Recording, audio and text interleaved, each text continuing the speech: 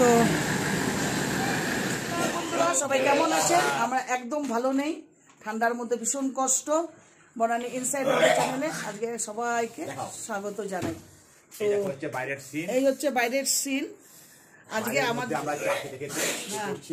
বাইরে পুরো কুয়াশা, তার সঙ্গে বৃষ্টি, একদম কোনো ভিউ নেই, শুধু সাদা সাদা। তো নেই আর কষ্ট হচ্ছে ঠান্ডার মধ্যে, কেউ আমরা ঘর থেকে বেরোতে পারছি না। আজকে ট্রিপের আমাদের লাস্ট দিন, এখন একটু পরে আমরা রেডি হচ্ছি, সবাই বেরিয়ে পড়বো। 10টার সময় গাড়ি চলে আসবে। সব জায়গাতে শুনছি নাকি বৃষ্টি হচ্ছে, আমাদের ওখানেও কলকাতা নাকি খুব বৃষ্টি হচ্ছে শুনলাম। চলো আমরা যাই, খুব খারাপ লাগছে। দেখে আসি সব এইভাবে আমরা বসেই আছি সারাটা, মানে কালকের থেকে আজ পর্যন্ত আমরা ঘরেই বসে সারাদিন কাটিয়ে দিলাম। কিছু করার নেই, সাইট সিন হলো না। যেসব দেখবো ভাবলাম দার্জিলিং এর, এই দেখবো ওই দেখবো, কিচ্ছু হলো না। শুধু কালকে একটু কষ্ট করে, কেউ বেরোবে না, আমি রিস্ক নিয়ে বেরিয়ে পড়েছিলাম, একটু মহাকাল মন্দির দেখে আসলাম, বাস ওই অব্দি। দার্জিলিংয়ে আসলাম, একটু মহাকাল মন্দিরে যাবো না, আর পাহাড়ের উপরে উঠবো না, ওটাই মনকে শান্তি দিলাম, দিয়ে বেরিয়ে চলে আসলাম। তো এখন আমাদের চা দিয়ে গেছে, চা পান করা হচ্ছে, এরপরে আমাদের টিফিন দেবে। টিফিন খেয়ে আমরা সব বেরিয়ে পড়বো। মিরিক যাওয়ার ইচ্ছা, কিন্তু জানি না এই বৃষ্টির মধ্যে হবে কিনা। কিচ্ছু হবে না মনে হচ্ছে। হ্যাঁ, মিরিকে গিয়ে কি দেখবো কিচ্ছু জানি না, কি হবে তাও জানি না। আগে কি হবে, কোথায় যাচ্ছি, কি করছি, সমস্ত কিছু আসবো আপনাদের সামনে। কি বৃষ্টি, এখানে রাখলাম, মনটা ভীষণ খারাপ। দেখুন বাইরেটা, কিছুক্ষণ আগে একটু বেশ দেখা যাচ্ছিল ঘর বাড়িগুলো, হঠাৎ মেঘ একেবারে মনে হচ্ছে যেন হাতের গোড়া দিয়ে বেরিয়ে চলে যাচ্ছে। অনেকটা সময় হয় না আগুন জ্বালালে যেমন ধোঁয়ার মতন লাগে, ওরকম লাগছে। মেঘ বেশ ভালো খেলাই করলো আমাদের সাথে। যাই হোক, আমরা মোটামুটি সব রেডি হয়ে গেছে, কারণ বেরোতে হবে। 10টায় গাড়ি আসবে, সেই জন্য প্যাকিং ট্যাকিং মোটামুটি কমপ্লিট হয়ে গেছে। আর মেঘটা দেখছিলাম, সত্যি কথা কি অদ্ভুত। যখন ফ্লাইটে করে যাই তখন জানলা দিয়ে দেখি যে এরকম মেঘ, আর এখন দেখছি জানলা দিয়ে তাকিয়ে তাকিয়ে মেঘ, কি অপূর্ব না লাগছে দেখতে। পরিষ্কার হচ্ছে, ওনারা বলছেন যে, ওনারা বলতে হোটেলের যে মালিক, উনি বলছেন একটু যদি একটু পরিষ্কার হয়, এই সাইডটাতে কাঠের দেখা যাবে। 10টায় বেরোবো, 10টায় গাড়ি আসবে, তার মধ্যে যদি হয়ে যায় নাসিব তো দেখতে পাবো, আদারওয়াইজ কিচ্ছু না। ফিরে যাচ্ছি আজকে আমরা, বাস হয়ে গেল। আর কবে আসতে পারবো কোনো ঠিক নেই। খুব মনটা আবার খারাপ হয়ে গেল। চলে আসলাম খুব আশা করে, সেই আশাটা পূরণ হলো না আমার। বেরিয়ে পড়েছি বৃষ্টির মধ্যে, গাড়ি চলে এসেছে, এখন বাজে 10টা 25। তো আমরা এখন যাবো মিরিকে। জানি না মিরিকে গিয়ে কি দেখা হবে, তাই না দিদি? হ্যাঁ, কিছুই দেখা যাচ্ছে না, মেঘের ভেতর দিয়ে আমাদের গাড়ি চলছে, চারিদিকে সাদা সাদা মেঘ। হ্যাঁ, তার ভেতর দিয়ে আমরা যাচ্ছি মিরিক লেক দেখতে। দেখা হবে কি হবে না সেটা ওখানে পৌঁছে বুঝতে পারবো। তো মানে চাপ পড়বে না, চশমা আছে, অসুবিধা নেই, হবে না। তুই আমার পিঠে এখানে এই বালিশটার উপরে এটা দিয়ে দে। বেরিয়ে পড়েছি, 10টা 25 বাজে। প্রচণ্ড বৃষ্টি পড়ছে, বৃষ্টির মধ্যেই অল্প অল্প ভিজেছি আমরা। যাই হোক, আমরা এখন মিরিক যাওয়ার প্ল্যান আছে। জানি না প্ল্যানটা কতটা সাকসেস হবে, না হলে কিছু করার নেই, সিধে আমরা রেল স্টেশন চলে যাবো। রাত 12টা 40-এ আমাদের ট্রেন। এতক্ষণ কীভাবে কাটাবো, কী হবে জানি না কিছু। সব স্টেশনে গিয়েই আমাদের ডিসিশন নেওয়া হবে। তো চলুন, সেখানে গিয়ে দেখা হবে সবার সাথে।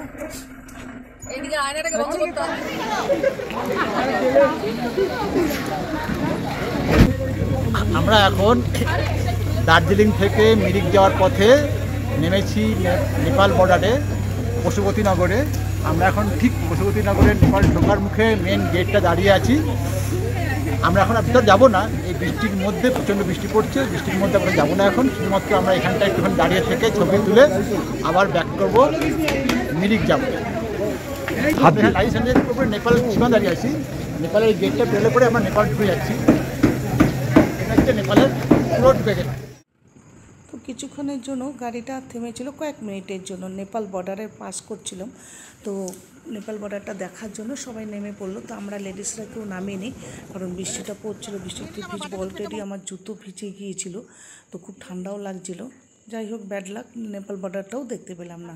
করতে করতে এবার চায়ের বাগানে লাস্টে চলে আসলাম আমরা। এখানে একটুখানি আমরা সব চা খাবো বলে দাঁড়ালাম। তো চায়ের বাগানটাও দর্শন করে নিই, কারণ চায়ের বাগানে ভেবেছিলাম, অনেক সময় দেখেছি অনেকের দার্জিলিংয়ে বেশ চায়ের ড্রেস পরে পিঠে বসে নিয়ে সব চা তুলছে ওরকম। তো এখন শোনা গেল যেগুলি সমস্ত বন্ধ করে দেওয়া হয়েছে, কারণ চায়ের অনেক ক্ষতি হয়ে যাচ্ছে গাছের, কারণ গাছগুলোর মধ্যে সমানে এখন কচি পাতা এসছে, উপরে যে কটা কচি পাতা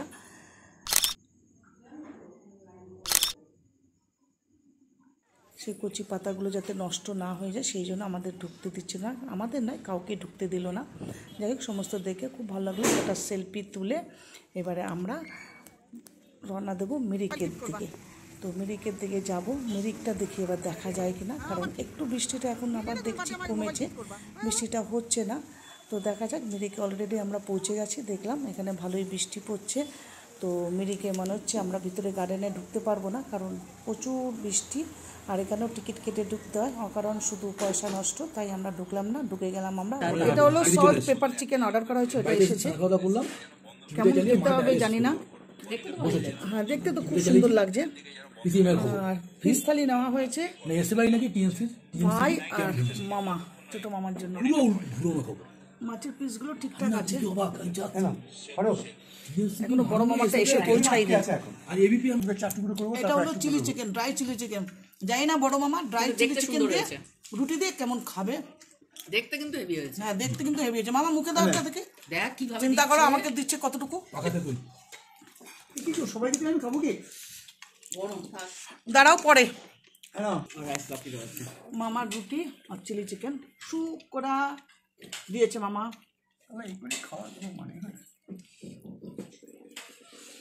কেমন লাগছে মামা?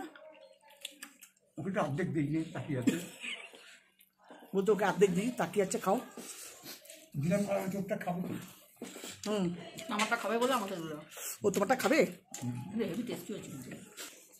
আমাদের জিরে রাইস চলে এসেছে, ডাল ফ্রাই আসবে।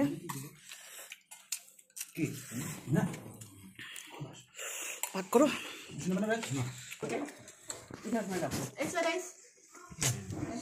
थोड़ा सब्जी इधर रखो, सब्जी इधर से रखो। Please give me water. One bottle. This lady? This one. एक बोला दीजिए। Yeah. मामा Nepali delicious Chicken curry. Nepali dish. এটার নাম কি? থুপ্পা। মানে সুপের সাথে জলটা দেবে।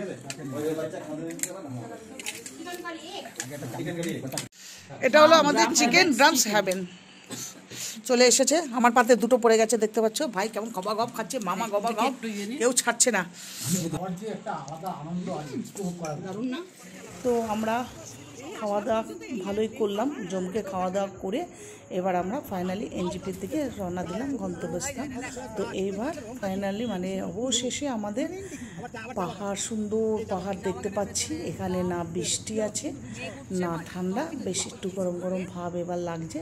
আর চারিদিকে পাহাড় দেখতে সত্যি কথা বলতে খুব ভালো লাগছে। আমরা সত্যি কথায় দুটো দিন কিছুই দেখতে পেলাম না।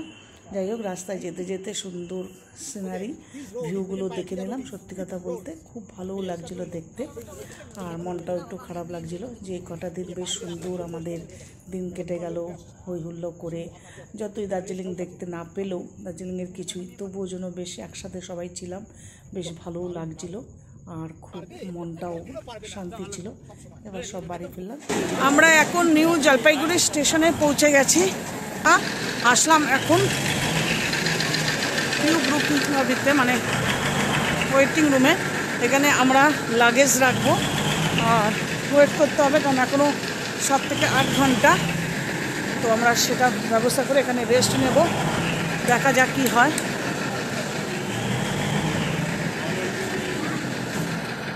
সব গরমের জিনিস পরে এসেছি, যেহেতু এখন এখানে একটু গরম, তাই জন্য আমরা এখন সমস্ত এই সোয়েটার জামা কাপড় খুলে সমস্ত ব্যাগের মধ্যে প্যাকিং করবো, করে এই যে লবিতে রাখবো, রেখে লকে রেখে দিয়ে তারপরে আমরা একটা রুম ভাড়া করে সেখানে ওয়েট করতে হবে 12টা 40 অবধি। তো সেখানেই চলে এসেছি। এখন আমরা জামা কাপড় মানে সমস্ত গরমের জিনিস খোলা টোলা রেখে সমস্ত প্যাকিং করে রেখে দিয়ে আমরা তারপরে ওয়েটিং রুমে যাব ওয়েট করতে।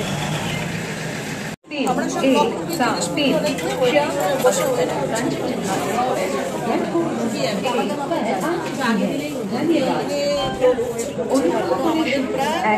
প্রায় 6 ঘন্টার উপরে বসে থাকতে হবে। বসে থাকি ওয়েট করি ট্রেনই 12:40-এ।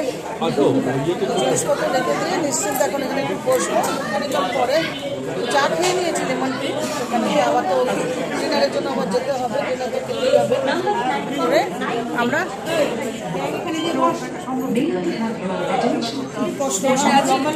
এখন একটা টিকিট কাটতে হবে, বসে আসি পথে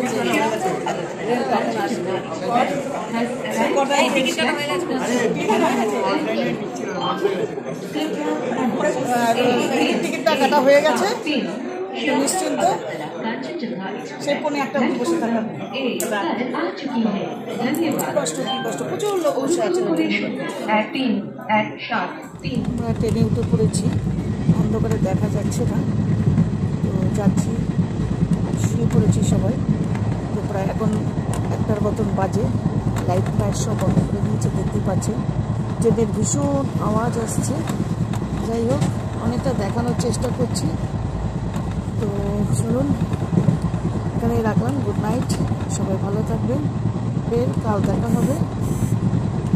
ভালো লাগলে অবশ্যই একটা লাইক, কমেন্ট, শেয়ার করবেন। Tata, good night.